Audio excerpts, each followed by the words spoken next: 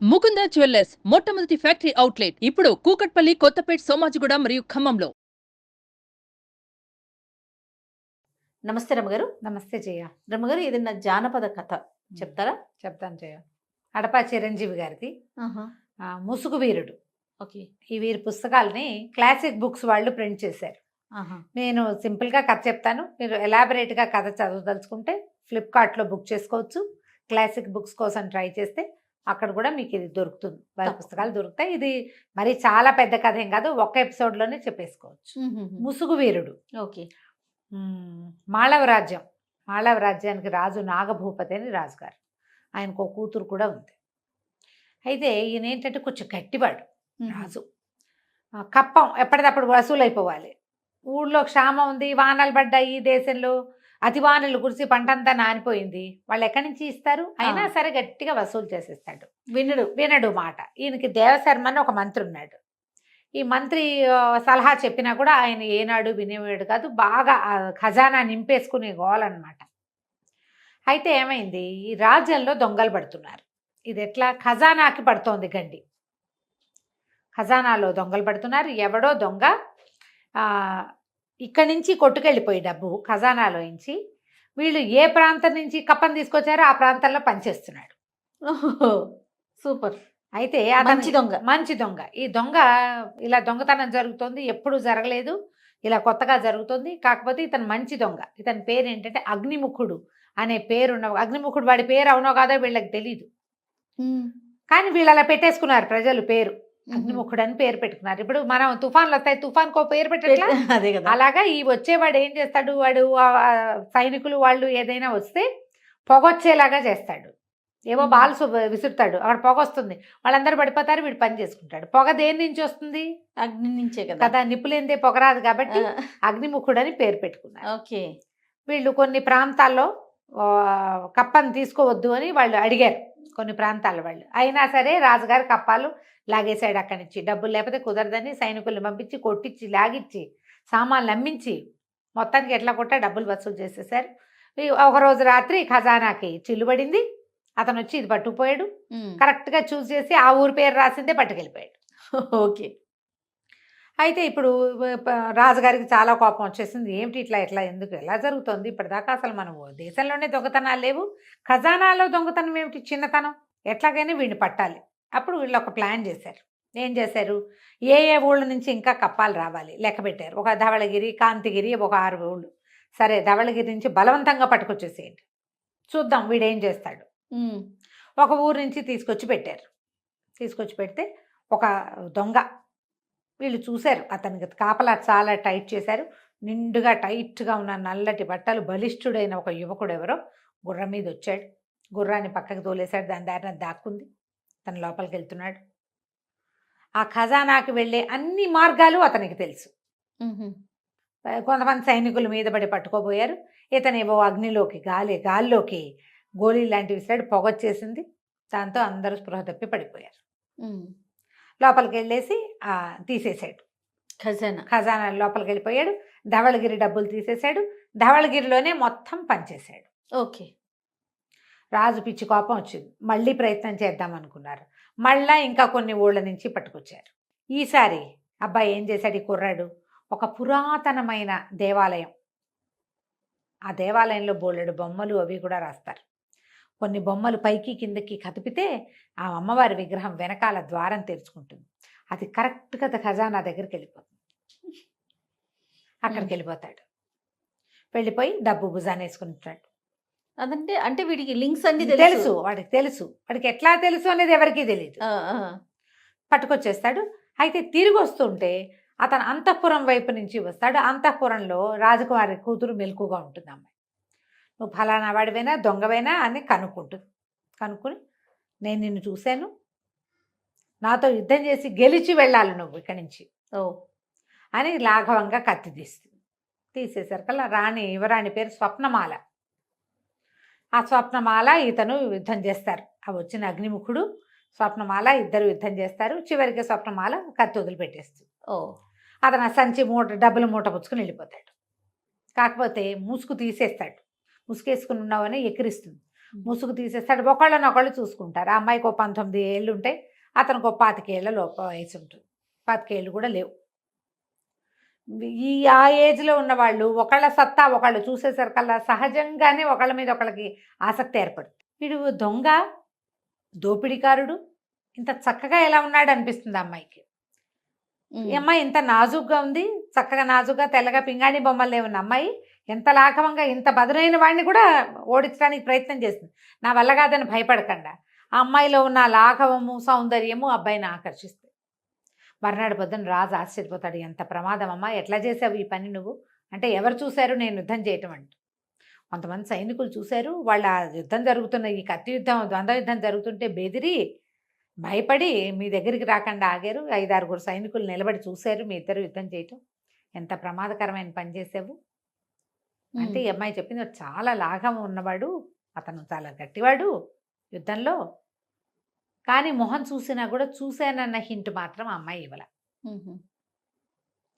అక్కడి నుంచి వెళ్ళిపోతాడు. ఆ కుర్రాడు కూడా డబ్బులు పుచ్చుకుని వెళ్ళిపోతాడు. ఆ ఊళ్ళల్లో పంచబడుతుంది డబ్బు అంతా. అయితే ఇతను ఒక గుహలో ఉంటాడు, అతని నివాసం. ఆ గుహ దగ్గరికి వెళ్ళేసరికల్లా అతని తండ్రి లేచి వస్తాడు. తండ్రి ఉంటాడు. తండ్రి మెచ్చుకుంటాడు అనమాట కొడుకుని. వీడి పేరు ఏంటంటే విక్రముడు.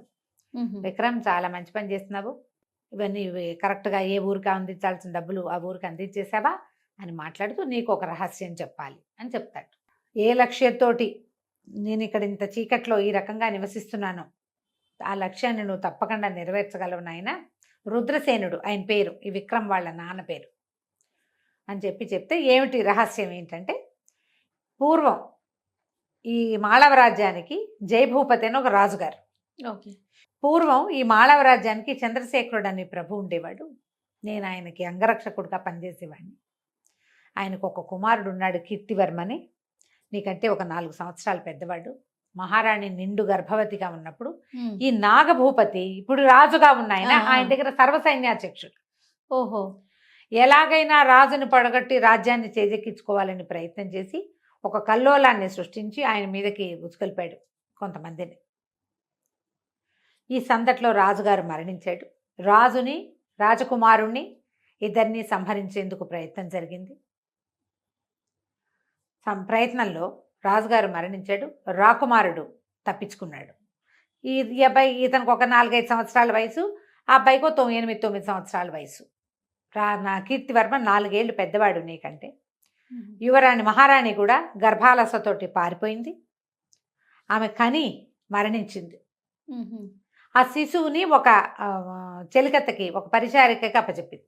నేను రాజుగారి వెంబడబడి ఈ సైనికులు వస్తుంటే ఆయన వెనకాల పడి నేను వెళ్ళాను. ఆయన మరణించి నా కొడుకుని రక్షించు, కూతురు సంతానం ఎవరు పుడతారో వాళ్ళని రక్షించు, రాజ్యం జాగ్రత్త అని నాకు అప్పచెప్పి ఆయన మరణించాడు. నేను తిరిగి వచ్చే లోపల మీ అమ్మని చంపేసి నిన్ను కూడా చంపడానికి ప్రయత్నం చేశారు. ఇన్ని జరిగిపోయినాయి అన్నమాట. రాజుకి బాగా సన్నిహితుడైన రుద్రసేనుడి తాలూకు వారిని, పిల్లాన్ని కూడా చేసేశారు. అయితే ఇప్పుడు మంత్రిగా ఉన్న ఈయనే ఏదో వారి శర్మ, ఆయన పేరు దేవశర్మ గారు. ఆయన ఏం చేశాడంటే, మీ అమ్మ చనిపోయినా నిన్ను తప్పించి దాచిపెట్టాడు. మంచి ఆయన. నేను తిరిగి వచ్చాక పిల్లవాడిని నిన్ను నాకు అప్పచెప్పాడు. నేనేమో ఈ కీర్తివర్మని తప్పించాను. ఈ తప్పించిన కీర్తివర్మని రత్నాల వ్యాపారి, నాకు పురాతన స్నేహితుడైన ఒక ఆయన దగ్గర పిల్లవాడిని అప్పచెప్పారు. రాచ విద్యలు నేర్చుకుంటూ ఆయన దగ్గర పెరుగుతున్నాడు, ఆయన దగ్గరే ఉన్నాడు. అయితే కుర్రాడు అడిగాడు, యువరాణి మరి మహారాణి ప్రసవించింది కదా, ఏం శిశువు కలిగిందంటే ఆడ శిశువే కలిగింది, మరి అమ్మాయి ఎక్కడుంది అన్నాడు. ఎక్కడో ఉంది, అది రహస్యం, ఇప్పుడు నేను నీకు చెప్పను అన్నాడు. శిశువు ఉంది, నీకు చెప్పను, కీర్తివర్మన్ మాత్రం మనం కలుద్దాం. అక్కడి నుంచి కొద్ది రోజులకి ఇలాగే హడావిడిగా నడుస్తూనే ఉంది. వాళ్ళు కప్పాలు వసూలు చేస్తున్నారు, ఈ అబ్బాయి ఏమో వెళ్ళి వాటి పట్టుకొచ్చేస్తున్నాడు. ఏ రకంగా అయినా సరే తప్పించేసుకుంటాడు, దొరకడు. వాడికి వచ్చిన విద్యలు అన్నీ అదేదో మంత్ర విద్య వచ్చు, కనపడినట్టే కనపడతాడు, మాయమైపోతాడు. ఓకే. ఇలాగే చెప్పుకుంటున్నారు. సరే, కీర్తివర్మ, వజ్రాల వ్యాపారి ఈయన స్నేహితుడు, తర్వాత రుద్రసేనుడు, విక్రముడు నలుగురు కలిసి కూర్చుని మాట్లాడుకుని మన రాజ్యాన్ని మనం వెనక్కి తీసుకోవటం ఎట్లా. కీర్తిసేనుడు అన్నాడు, నేను ఎప్పుడే నాగభూపతిని సంహరిస్తానంటే అదంత సులువు కాదు. అది సులువు కాదు, నిదానంగా. ఇప్పుడు మన ఎంతమంది ఉన్నారో ప్రజల్లో, మన వైపు ఎంతమంది ఉన్నారు. పాత రాజు మీద ఆకాంక్ష ఉన్నవాళ్ళు, యువరాజు బతికే ఉన్నాడా లేడా అని దిగులు పడేవాళ్ళు, చాలా ఉండదు. ఉంటారు ఖచ్చితంగా. ఉంటారు. ఉంటారు. పాత రాజుకి ఆంతరంగికులు ఉంటారు, విశ్వాసపాత్రులు ఉంటారు, నమ్మకస్తులు ఉంటారు బొళ్ళత మంది. వీళ్ళలో ఇప్పుడు ఈ ఉన్న సైన్యంలో, తర్వాత ఉన్న అధికారుల్లో మన వాళ్ళు ఎంతమందో ఒకళ్ళతో మాట్లాడుకుని వాళ్ళందరినీ మెల్లిగా మన వైపు తిప్పుకుంటే అప్పుడు తక్కువ సైన్యంతో మనం నాగభూపతిని జయించవచ్చు. ఓ అయితే ఇప్పుడు సరే మాట్లాడుకున్న తర్వాత ఎవరి దారిని వాళ్ళు డిస్పర్స్ అయిపోతారు. ఈ విక్రముడు, ఈ అగ్నిముఖుడు పేరున్న విక్రముడు అప్పుడప్పుడు అంతఃపురంలోకి వెళ్ళొస్తూనే ఉన్నాడు యువరాణి కోసం. వీళ్ళిద్దరు కలుసుకోవడం, కబుర్లు చెప్పుకోవడం వచ్చేసింది బాగా. అయితే ఒక గూఢచారి ఒకడు చూసి యువరాణి ఈ అబ్బాయి కలుసుకుంటున్నారు అనే సంగతి రాజుకు అప్పచెప్పేశారు. ఆ. రాజుకు అప్పచెప్పి యువరాణి కోసం వచ్చినప్పుడే ఏదైనా గట్టిగా పట్టేసుకుందాం అనుకున్నారు, పట్టుకోవాలనుకున్నారు. వీళ్ళ ప్లాన్ కూడా దానికి తగినట్టుగానే ఉంది. సరే కొద్ది రోజులు గడిచేశారు కల్లా ఒకనాటి రాత్రి యువరాణిని కలవడానికి ఇతను వస్తే అంతఃపురం 4 పక్కలా బంధించేసి ఏ పక్క నుంచి పోతుటే కూడా బయటికి వెళ్ళనివ్వకుండా చేసేసి పట్టేశారు. పట్టేసి రాజ్యసభకి తీసుకొచ్చారు. ఓ రాజ్యసభకి తీసుకొస్తే సరే సభలో నుంచోబెట్టారు. మరణశిక్ష వేస్తానంటాడు అతను. రాజు తల్లి బతిమలాడుతుంది కూతురు, నేను ప్రేమిస్తున్నాను ఇతన్ని, దొంగతనం చేశాడు కానీ సొంతానికి వాడుకోలేదు, ఎక్కడికక్కడ పంచిపెట్టాడు, నువ్వే ఎందుకు ఆ పని చేయలేదు, ప్రజలకు ఇబ్బందులు, నువ్వెందుకు కప్ప వదిలిపెట్లా, అదంతా రాజకీయం, నువ్వు మాట్లాడద్దంటాడు తండ్రి. రాజకీయం పనికి ఒక పద్ధతి ఉంటుంది, మా పద్ధతి ప్రకారం మేము చేస్తానికి నువ్వు చెప్పొద్దంటాడు. ఈ పిల్ల బతిమలాడుకుంటుంది, తల్లిని తెగ బతిమలాడినా తల్లి ఏమీ చెప్పలేకపోతుంది. మరణశిక్ష ఖరారు. సరే మరణశిక్ష వేస్తామన్నారు. అన్నాక ఇతని మధ్యలో నుంచోబెట్టేశారు కల్లా ఒక రకమైన టెన్స్ డెవలప్ అయింది. ఈ అగ్నిముఖుడి మీద రాజకుమార్తెతోటి కలుస్తున్నాడు, చేస్తున్నాడు అనేది ఒక చెడ్డ పేరుంది. కానీ వీడికి ఎంత మంచి పేరుంది ప్రజల్లో. అందరికి కొంతకాలంగా వాడు ప్రతి ఊళ్ళోనూ ఆరాధ్య దైవంగా ఉన్నాడు అతను. అంతే, ప్రతి ఊళ్ళోనూ ఈ కప్పం కట్టలేక బాధపడే ప్రతి వాడికి వీడే కల్పవృక్షం. అంతే. ఎవరికి సంతోషంగా ఉంటుంది? యువరాణి అంతఃపురంలోకి జ్వరపడ్డాడు అనగానే ఒక మన ఆడపిల్లల మీదకి వచ్చారంటే ఒక కోపం రావాలి సహజంగా. ఇక్కడ అట్లా రావటల్లా. అందరికి ఒక సాఫ్ట్ కార్నరే ఉంటుంది ప్రతి వాళ్ళకి. కొంతమంది అతని పక్షం వహించుతున్నారు కానీ ఇక్కడ ఏం అవటం లేదు. దాంతో రాజేమన్నాడు, గట్టిగా ఘోషణ చేశాడు, నువ్వు నా డబ్బుని నువ్వు పంచిపెట్టి నీ డబ్బు ఎట్లా అవుతుంది అంటాడు ఈ అబ్బాయి. శిస్తు కదా, శిస్తు అది. నీ అంతటి నువ్వు వదిలిపెట్టవలసిన డబ్బు నువ్వు వదలకుండా తీసుకొచ్చావు. నువ్వు డబ్బంతా లోపల దాచుకుంటే నువ్వు ఇంకా రాజ్యం చేసేదేమిటి? అది నువ్వు సంపాదించింది కాదు, వాళ్ళు కష్టపడింది. డబ్బును అందుకు పంచిపెట్టాను, అయినా నువ్వు నాకు శిక్ష వేసేదేం లేదు, నన్ను ఎవరు పట్టుకోలేదు, నేనే పట్టుబడ్డాను అనేసరికి రాజు ఆశ్చర్యపడ్డాడు. నువ్వు పట్టుబడ్డం ఏంటి? మేము ఇంత ప్రయత్నం చేస్తాను. ఏమీ ప్రయత్నం చేయలేదు, మీ ప్రయత్నం అంతా నేను చేయించింది, నేను ఒప్పుకున్నాను కాబట్టి అని ఈ గొలుసులు వేసి పట్టుకున్నారు. ఆ గొలుసులు చేతపుచ్చుకుని దగ్గరికి లాగితే గట్టిగా లాగేశాడు. అటు ఇటు నిలబడిన సైనికులు ఒకళ్ళకొకళ్ళు గుద్దుకుని గొలుసులు వదిలిపోయినాయి. అయ్యో. ఆ కింద పడిపోయిన సైనికులు పైకి లేచేసరికల్లా ఒక 5-6 సైనికులు వాళ్ళ కత్తులు అడ్డం పెట్టేశారు. రాజుకు అర్థం కాల, మన సైనికులకి కత్తులు చూపిస్తున్నారేమిటి?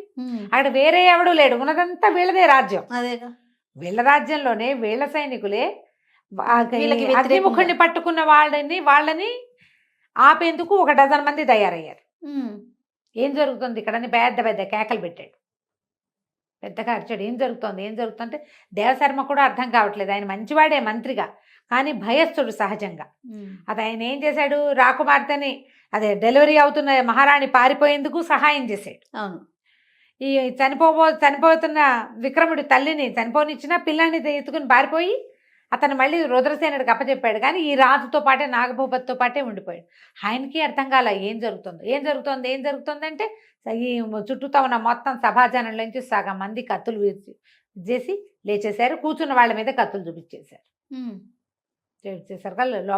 జనాల మధ్యలోంచి రుద్రసేనుడు బయటకు వచ్చాడు.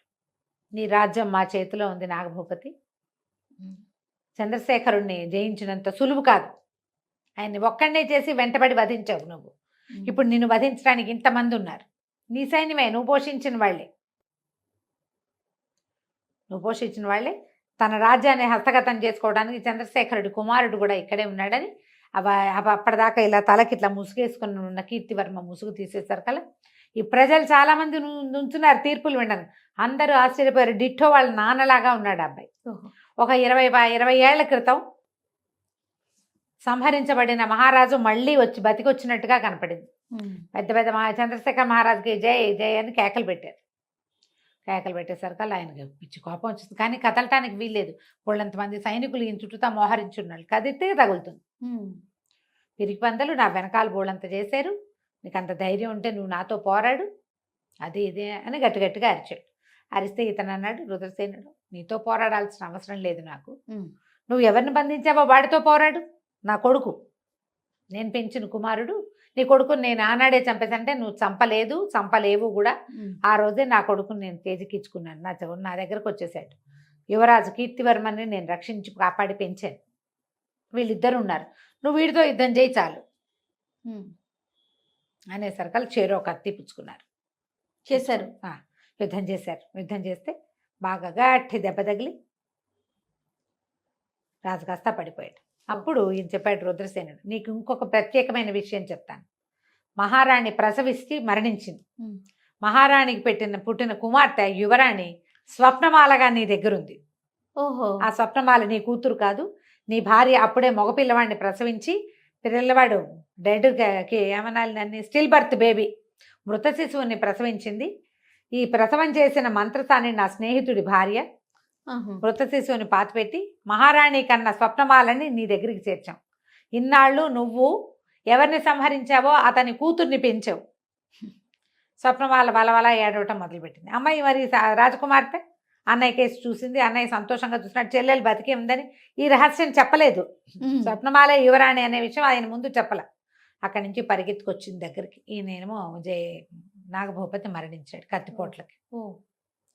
మరణించేసరికి తల్లిని కావలించుకుని ఏడ్చింది. ఇప్పుడు ఏం చేయాలి, ఆయన పెంచిన తండ్రి చాలా ప్రేమగానే పెంచుతారు కదా సొంత పిల్లలు అనుకుని.